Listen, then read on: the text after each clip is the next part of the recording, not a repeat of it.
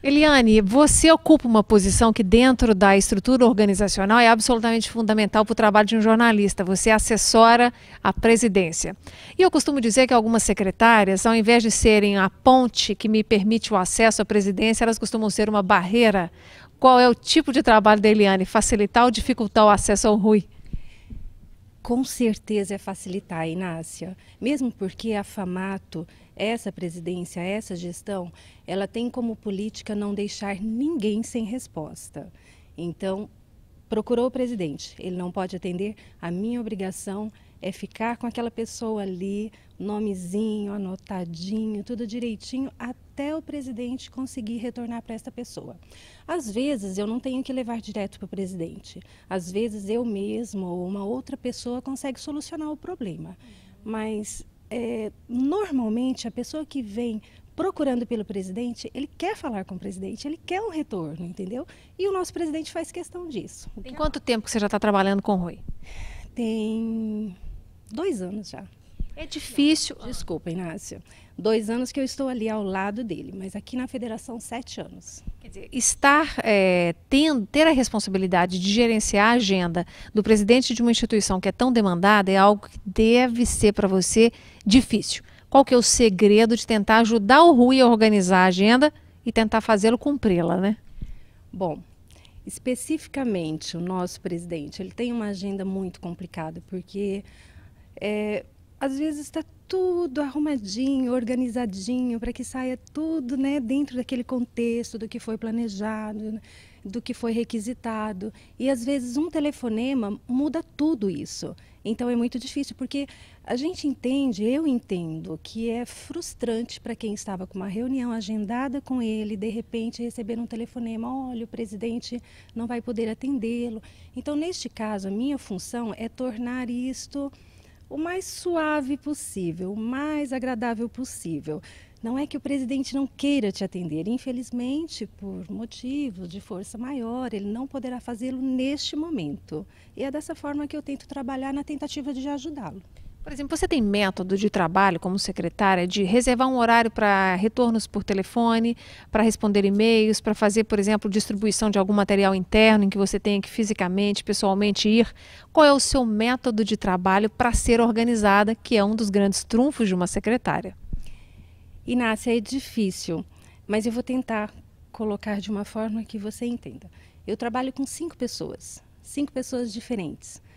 Embora nós estejamos no mesmo sistema, todos ali dentro, praticamente quase que da mesma sala, são 5 pessoas que demandam coisas diferentes, de formas diferentes, de humor diferentes, né?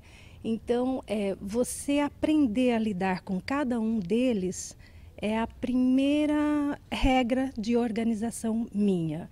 Eu sei que se eu falar desta forma com fulano, ele não vai entender direito. Eu sei que com ciclano eu posso falar tranquilamente, mais solta, mais livre, né? Então a primeira regra é essa, é você aprender o que cada um gosta e de que forma ele gosta que as coisas sejam feitas, sejam retornadas. É lógico que daí você tem que criar toda um sistema um procedimentozinho, uma listazinha, um checklist, né? Você anota tudo? Anoto tudo. E meus diretores me ajudam com isso.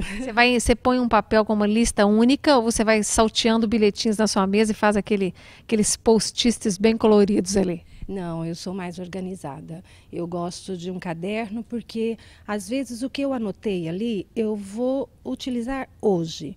E, na maioria das vezes, não é assim. Eu vou precisar daquilo ali uma semana depois. Então, eu tenho que ter ali anotadinho, bonitinho, o nome, o telefone, com quem que eu falei, o que a pessoa me disse, porque é normal do ser humano. Você, ainda mais atendendo 5 pessoas, 4 normalmente ficam aqui direto, né? Você está fazendo uma coisa aqui, o outro te pede para fazer outra coisa ali, pronto, você já esqueceu até do seu pensamento. Então, tem que ser anotado, senão você não consegue desenvolver um bom trabalho. Agora, conflitos que vêm a partir de questões éticas também fazem parte do trabalho de uma secretária, que é, por exemplo, ter acesso a informações que são confidenciais e que não podem vazar. E o problema da fofoca dentro de qualquer organização é permanente, principalmente pessoas tentando assediar aquela que tem acesso a mais informações, como sendo a secretária do presidente. Como é que você lida com isso? Eu costumo brincar com os meus meninos, como eu os chamo. Ainda bem que eu sou surda, muda e às vezes até cega. Não vi, não sei, não dou E notícia. não sei. Olha, eu não estava aqui. É o melhor jeito de lidar. Eu acho que a discrição, ela tem que ser incorporada a quem está ligada diretamente à chefia e a qualquer pessoa. Eu acho que discrição cabe em qualquer lugar, nunca é demais. Eu me lembro de conversar com uma secretária há pouco tempo que trabalhou muito tempo com multinacional e quando ela gerenciava o trabalho de líderes estrangeiros, ela tinha que ter um jogo de cintura diferente daquele que ela tinha que ter quando o líder era brasileiro. E eu me lembro dela falar, por exemplo, que o estrangeiro odeia o desperdício. Então, que, por exemplo, se ele dissesse para ela, não precisa mandar um carro me buscar para me levar para o aeroporto, porque às vezes ele estava indo de carona com a mulher, ou com algum amigo, alguém que de alguma forma estivesse indo para o aeroporto, se a secretária, no maior zelo, colocasse um táxi para ir lá recebê-lo redundantemente, apesar dele ter pedido que não, dava briga. Então eu quero saber em relação ao Rui, tem questões que para ele são fundamentais, por exemplo, não mexer na posição da caneta dele, ou então não se esquecer jamais de deixar uma água fresca para ele dentro da sala. Que tipo de mania que o presidente tem? Olha, você sabe que ele é bem tranquilo, Inácia. Ele é uma pessoa que eu não conheço nenhuma mania dele, uma peculiaridade assim. É, ele gosta, lógico, da mordomia, ele gosta, lógico, de ser paparicado, mas isso tudo numa suavidade. Ele não é uma pessoa muito exigente com isso, não. Não é estressado se acontecer alguma coisa fora do controle dele, não.